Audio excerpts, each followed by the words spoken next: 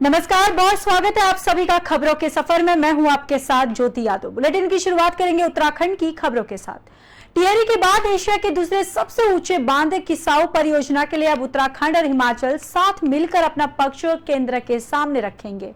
इसके लिए जल्द ही हिमाचल के सीएम सुखविंदर सिंह सुक्खू और उत्तराखंड के सीएम पुष्कर सिंह धामी संयुक्त बैठक करेंगे।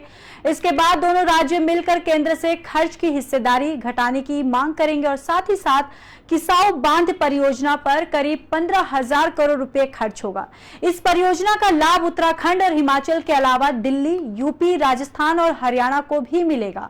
साथ ही साथ आपको बताते चले कि हिमाचल और उत्तराखंड जैसे छोटे राज्यों के हिस्से में आने वाला खर्च उनकी आर्थिकी के हिसाब से काफी अधिक है। ऐसे में दोनों राज्य अब साथ मिलकर चलेंगे और जानकारी के मुताबिक हिमाचल उत्तराखंड के सीएम मिलकर चर्चा करेंगे और अंतिम नतीजे पर पहुंचेंगे और इसके बाद संयुक्त रूप से केंद्र सरकार से अपने खर्च को हिस्सेदारी भी कम करने की बात करेंगे। इसके पीछे मुख्य वजह से ये बताई जा रही है कि दोनों राज्यों के मुकाबले बाकी 4 राज्यों को इस परियोजना से सिंचाई पेयजल संबंधी ज्यादा लाभ होगा और दोनों राज्यों से सहमति के बाद एग्रीमेंट पर बात आगे बढ़ेगी।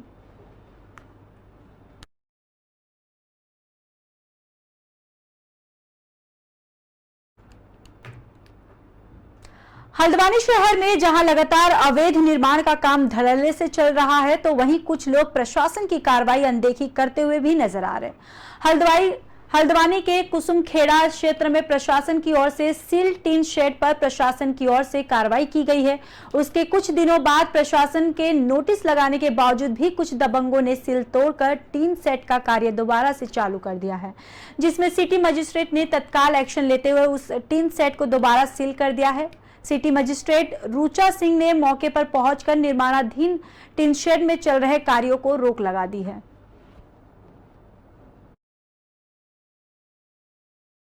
आप जिस मामले में बात कर रहे हैं, शायद आप कुसुमखेड़ा की बात कर रहे हैं, जिसमें कि ये शिकायत आई थी कि सील होने के उपरांत भी उनके द्वारा वो टीन शेड का एक निर्माण किया जा रहा था, जिसमें तत्काल हमारी टीम ने उसको जो सील था उसके अतिरिक्त एक उनका छोटा गेट भी था जहां से वो दीवार फांद कर जा रहे थे, उस जगह को भी सील कर दिया गया है। इसके बाद भी रात में शिकायतकर्ता के द्वारा बताया गया कि फिर निर्माण कार्य हो रहा है, तो रात में 11 बजे इसमें जो संबंधित थाना क्षेत्र था वो और जो हमारा संबंधित जेई था उन लोगों ने मौके पे जाके उस काम को भी रुकवाया और अब हमने लिखित में थाने में भी उसके खिलाफ दे रखा है।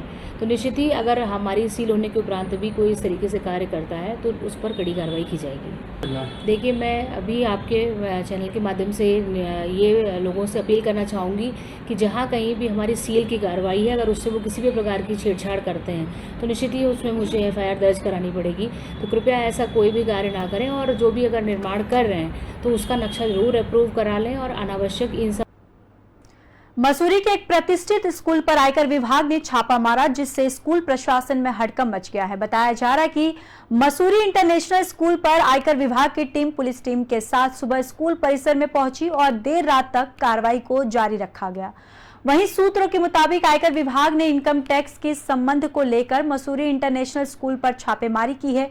अधिकारियों ने स्कूल के अकाउंट ऑफिस को अपने कब्जे में लेकर जांच शुरू की। वहीं स्कूल प्रबंधन द्वारा इनकम टैक्स के छापे के बाद स्कूल की छुट्टी करा दी गई है। वहीं सभी कर्मचारियों को भी छुट्टी दे दी गई है। सूत्रों के मुताबिक स्कूल द्वारा इनकम टैक्स को लेकर अनियमितताएं पाए जाने को लेकर भी कार्रवाई की गई है।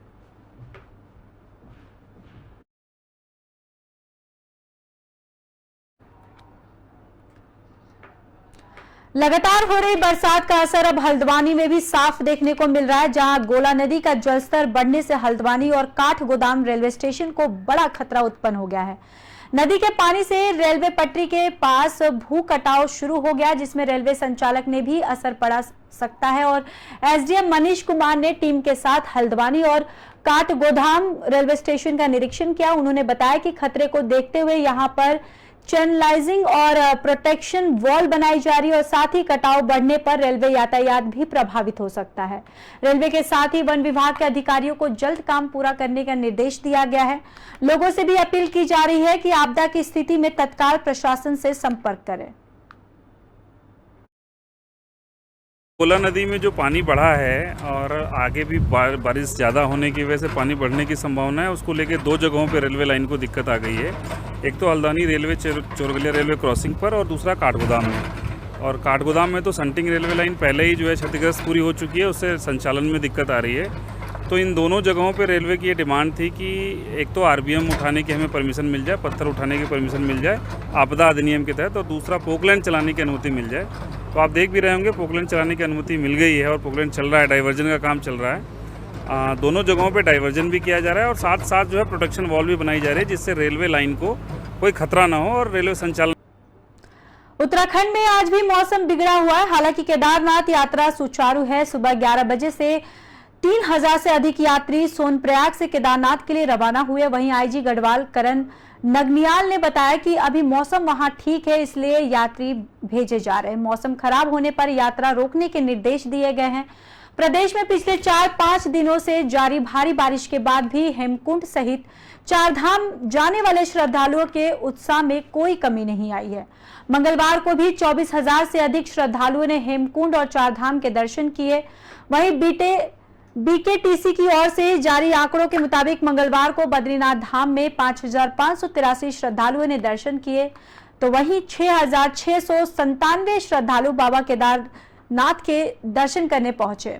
वहीं गंगोत्री में 8,708 और यमुनोत्री में 2,034 श्रद्धालुओं ने दर्शन किए हैं, जबकि 1,370 श्रद्धालु हेमकुंड सहित पहुंचे। इस तरह से हेमकुंड और चारों धामों में 24,392 श्रद्धालुओं ने दर्शन किए हैं।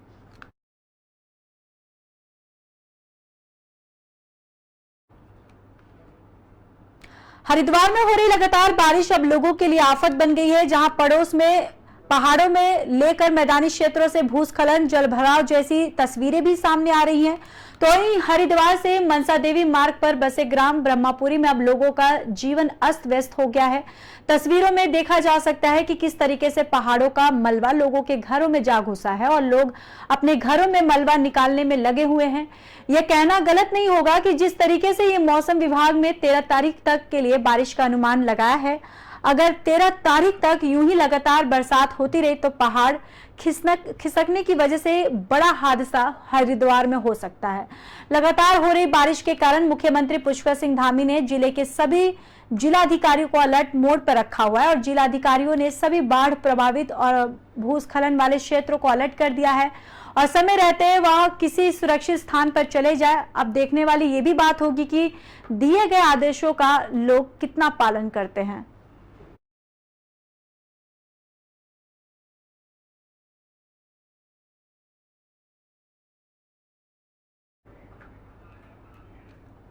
एक तरफ हरिद्वार में पॉट टैक्सी परियोजना को लेकर लोगों को बड़े बड़े ख्वाब दिखाए जा रहे हैं, मगर शायद प्रशासन ये भूल गया है कि पॉट टैक्सी सड़कों पर चलती है, पानी में तैरती नहीं है। ऐसा इसलिए क्योंकि मानसून की पहली बारिश ने ही हरिद्वार की सड़कें और पार्किंग को जलमग्न हो गई है और दिखना बंद हो गया है। जगह जगह जल भराव देखने को मिल रहा है और इससे यह साफ हो गया है कि हरिद्वार प्रशासन विकास कार्यों को लेकर जरा भी सीरियस नहीं है और परियोजनाओं को लेकर बड़े बड़े वादे किए जा रहे थे, करोड़ों रुपए लगाए जा रहे थे, मगर बेसिक सीवरेज ड्रेनेज व्यवस्था का हरिद्वार में कोई नामो निशान नहीं है। मानसून की बारिश में हरिद्वार प्रशासन की भी पोल खुल गई है।